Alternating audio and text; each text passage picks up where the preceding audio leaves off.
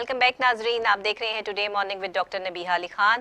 اور جیسے کہ میں نے بریک پہ جانے سے پہلے آپ کو بتایا تھا کہ آج کا ہمارا خاص طور پہ ماہ رمضان کے آخری عشرے کے حوالے سے جو ٹاپک ہے وہ دعا ہے۔ یہ طاق راتیں ہیں اور ان طاق راتوں میں عبادت کا خاص ثواب ہے۔ ان طاق راتوں میں لیلۃ القدر ایک رات ہے کہ جس نے اس رات کو پا لیا اس نے اللہ کی رحمت کو پا لیا، اور اس کے لیے دعا جو ہے وہ ایک عبادت کا درجہ رکھتی ہے۔ دعا کے بغیر نماز بھی نہیں، دعا کے بغیر آپ کی زندگی کے کوئی معانی بھی نہیں، اور دعا کے بغیر آپ کے اندر تسکین اور سکون بھی نہیں۔ دعا کی اتنی اہمیت ہے۔ دعا کی مزید فضیلت اور اہمیت کے بارے میں جو ہے وہ جانیں گے۔ ہمارے ساتھ علامہ سید زین الرضا صاحب جو ہے وہ آن کال موجود ہیں، ان سے پوچھتے ہیں۔ السلام علیکم علامہ صاحب۔ وعلیکم السلام ورحمۃ اللہ وبرکاتہ۔ جی علامہ صاحب بتائیے گا، ماہ رمضان میں خاص طور پہ آخری عشرے کے حوالے سے ہم دعا کی فضیلت اور اہمیت کے حوالے سے جو آج کا ہمارا ٹاپک ہے اس پر آپ کیا کہیں گے؟ بسم اللہ الرحمن الرحیم۔ بسم اللہ الرحمن الرحیم۔ اللہم صلی علی سیدنا و مولانا محمد مبارک وسلم وصلی علیہ۔ دیکھیے، رمضان المبارک کی بہاریں اپنے دیوبند پر ہیں، اور آخری عشرہ نجات اپنی برکات بتا رہا ہے۔ اور رمضان المبارک کے جس طرح دیگر عشرے ہیں، عشرہ رحمت اور عشرہ مغفرت، تو ان میں سب سے بڑھ کر جو عشرہ ہے وہ عشرہ نجات ہے۔ اس کی فضیلت اس لیے ہے کہ اس کے اندر لیلۃ القدر آتی ہے، جیسا کہ اللہ نے قرآن پاک میں ارشاد فرمایا کہ انا انزلناہ فی لیلۃ القدر وما ادراک ما لیلۃ القدر لیلۃ القدر خیر من الف شہر، کہ اس رات کے اندر ہم نے قرآن پاک نازل کیا۔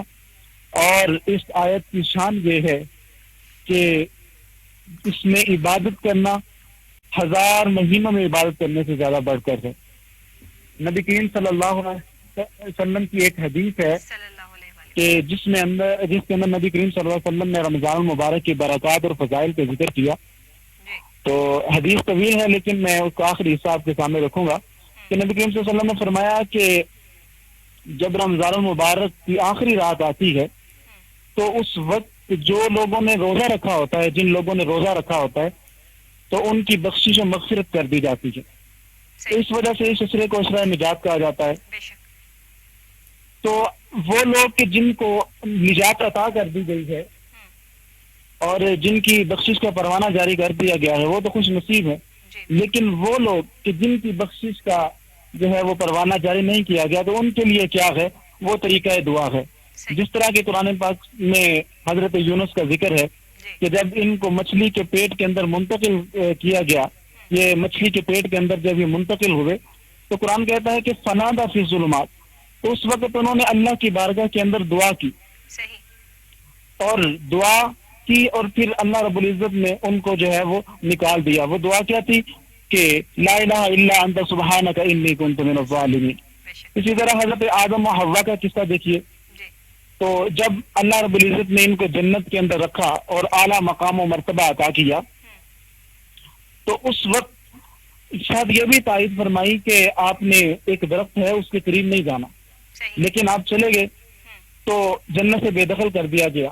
آپ روتے رہے اور اللہ کی بارگاہ میں جو ہے وہ اپنی جو گناہ کی معافی تلافی کے لیے عرض کرتے رہے، تو پھر اللہ نے دل کے اندر دعائیہ الفاظ اتارے کہ ربنا ظلمنا انفسنا وان لم تغفر لنا وترحمنا لنکونن من الخاسرین، کہ ہمارے رب ہم نے اپنی جانوں پر ظلم کیا، اگر تو ہماری بخشش نہیں کرتا اور ہم پہ رحم نہیں کرتا تو ہم خسارہ پانے والوں میں سے ہو جائیں گے۔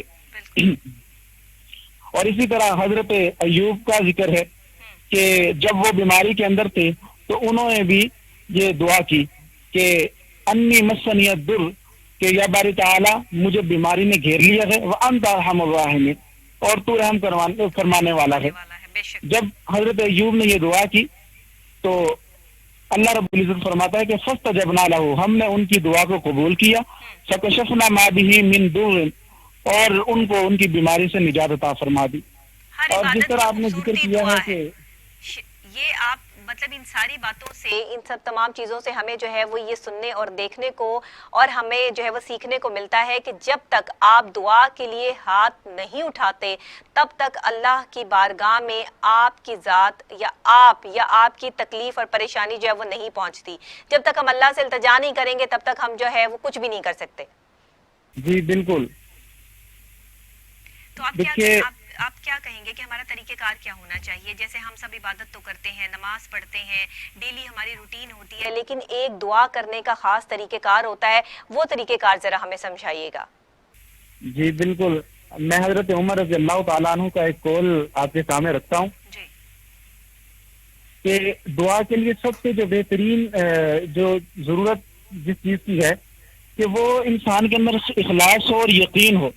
حضرت عمر رضی اللہ تعالیٰ عنہ آپ فرماتے ہیں کہ میں دعا کی قبولیت کے حوالے سے پریشان نہیں ہوتا، بلکہ میں یہ تمنا کرتا ہوں کہ اللہ مجھے دعا مانگنے کی توفیق دے، کیونکہ جب مجھے دعا مانگنے کی توفیق ملے گی، دعا مانگنا مجھ عمر کا کام ہے اور قبولیت کی ضمانت جو ہے وہ اللہ تعالیٰ نے دے رکھی ہے. اور نبی کریم صلی اللہ علیہ وسلم نے بھی فرمایا ہے کہ اذا دعا احدکم، کہ جب تم میں سے کوئی دعا کرے فلا یقل، تو وہ یہ نہ کہے کہ اللہم اغفر لی ان شئت، کہ اے اللہ میری مغفرت فرما اگر تو چاہے، بلکہ وہ کیا طریقہ اختیار کرے، ولیکن لیعظم المسئلہ، کہ اپنے پورے یقین کے ساتھ اپنی جو التجا ہے، اپنا مسئلہ ہے، اللہ کی بارگاہ میں رکھے، وَيُعَظِّمَ الرَّغْبَةَ، اور پھر رغبت اختیار کرے. فرمایا کہ فَإِنَّ اللَّهَ لَا يَتَعَاظُمُهُ شَيْئًا أَعْطَاهُ، کہ اللہ کے لیے یہ چیز کوئی بعید اور مشکل نہیں ہے کہ وہ تمہیں عطا نہ کرے. اور پھر جس طرح کے حدیث پاک کے اندر بھی آیا ہے کہ یقین کو رکھا جائے، اسی طرح نبی کے اللہ رب العزت نے قرآن پاک میں بھی فرمایا کہ وقال ربکم، کہ تمہارے رب نے کہا ادعونی استجب لکم، کہ دعا کرو قبولیت میں خود عطا کروں گا. صحیح. بہت شکریہ، بہت شکریہ علامہ صاحب آپ کا کہ آپ نے جو ہے وہ میرے پروگرام میں شرکت کی اور بہت ہی اچھے طریقے سے جو ہے وہ ہمیں دعا کی فضیلت اور اہمیت کے حوالے سے اور دعا کیسے کرنی چاہیے یہ بھی بتایا. اسی کے ساتھ ناظرین، کیونکہ دعا جو ہے وہ جز ہے، دعا کے بغیر جو ہے وہ نہ کوئی انسان مکمل ہے اور نہ ہی دعا کے بغیر جو ہے وہ انبیاء اولیاء اکرام جو گزر گئے ہیں وہ نامکمل تھے. وہ مکمل ہی تب ہوئے، انہوں نے اپنی ذات کو جانا ہی تب کہ جب وہ تکلیف اور پریشانی میں تھے. جتنے اولیاء اکرام، انبیاء اکرام اس دنیا میں اتارے گئے ہیں، آئے ہیں، تشریف لائے ہیں، نبی ہیں، وہ تمام لوگوں نے اس دنیا میں تکلیف اور پریشانی کاٹی ہے. اللہ یہ دکھاتا ہے کہ میں اپنے بندے کو آزماتا ہوں، ایک اچھا مقام دے کے بھی اور ایسے وقت میں بھی کہ جب اس سے سب کچھ چھن جائے اور وہ تکلیف میں ہو، وہ پریشانی میں ہو، وہ اذیت میں ہو، اور اس وقت جب وہ دعا کے لیے ہاتھ اٹھاتا ہے تو یہ پھر ایک ایسا خوبصورت مقام ہوتا ہے اللہ اور بندے کے درمیان کہ آپ کے راستے جو ہیں وہ کھلتے چلے جاتے ہیں. جب تک آپ دعا کے لیے ہاتھ نہیں اٹھائیں گے، اور دعا کے لیے ہاتھ اٹھانے سے بھی سب سے بڑی بات ہے کہ دل کا اور ایمان کا پختہ ہو کر یقین اللہ کی ذات پر ہونا کہ میں جو دعا مانگ رہا ہوں یا مانگ رہی ہوں وہ اللہ کی ذات سے ضرور کامیاب اور کامرانی جو ہے وہ مجھے ملے گی اور میری یہ مشکل یا پریشانی جو ہے وہ حل ہوگی. تو میں سمجھتی ہوں کہ ہم سب کو دعا کا ساتھ نہیں چھوڑنا چاہیے. دعا ایک ایسا ذریعہ نجات ہے ہمارے لیے کہ جو ماہ رمضان المبارک کا یہ آخری عشرہ جو ہم سے الوداع ہے اور ہم سے جو ہے وہ الوداعی لمحات میں ہے کہ کچھ دن بعد ہی جو ہے وہ عید ہے، اور عید کے موقع پہ رونقیں ہوں گی اور ہنسی مذاق ہوگا، ہلا گلا ہوگا. لیکن یہ جو رحمتیں ہیں، یہ جو برکتیں ہیں، یہ جو سیریسنیس ہے، یہ جو ہماری ایک ادب اور لحاظ ہے، یہ تمام چیزیں ایسے عید پر آپ کو نظر آئیں گی کہ سب چیزیں جو ہے وہ ایک دم سے چینج ہو گئی ہیں، پس منظر تبدیل ہو گیا ہے. تو ایسا بھی ہوگا، لیکن ظاہر ہے کہ عید کا اپنا مزہ ہے اور رمضان المبارک کے یہ خاص لمحات جو ہم سے جدا ہونے کو ہیں، ان میں دعا مانگنے کا اپنا ایک مقام ہے. اسی کے ساتھ ڈاکٹر نبیہہ علی خان کو اجازت دیجیے. کل پھر ملیں گے، سیم ٹائم سیم چینل. کل تک کے لیے اللہ نگہبان.